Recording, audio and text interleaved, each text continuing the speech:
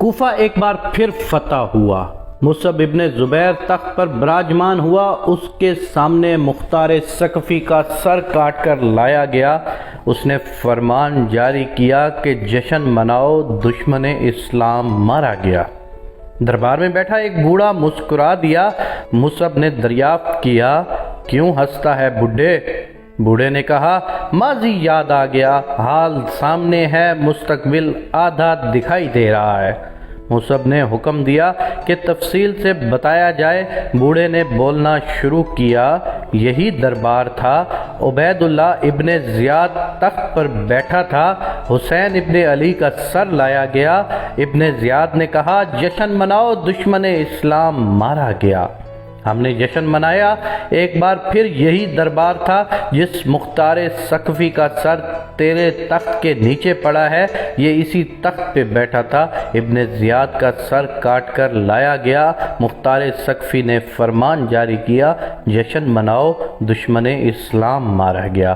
ہم نے جشن منایا۔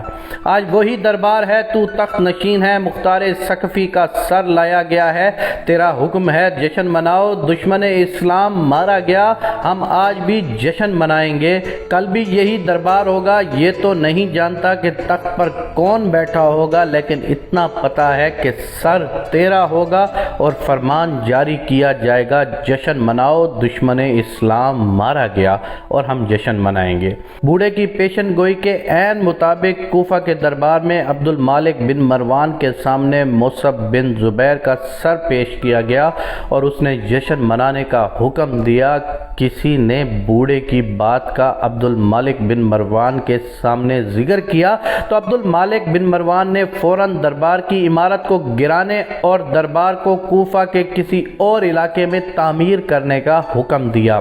مجھے سیاست کی سمجھ تو نہیں ہے، نہ مجھے اتنا پتا ہے کہ سیاسی ایوانوں میں کیا ہوتا ہے، عدلیہ کے فیصلے کس طرح ہوتے ہیں، اسٹیبلشمنٹ کیا کردار ادا کرتی ہے، مجھے کچھ نہیں پتا۔ ہاں اتنا یاد ہے کہ بھٹو گیا، ضیاء آیا، ہم نے جشن منایا۔ ضیاء گیا، جہاز تباہ ہوا، جشن منایا۔ بے نظیر کی حکومت گری، جشن منایا۔ نواز شریف کی حکومت کا خاتمہ ہوا، ہم نے جشن منایا۔ مشرف آیا، نواز شریف اور بے نظیر دونوں کو جلا وطن کر دیا، ہم نے جشن منایا۔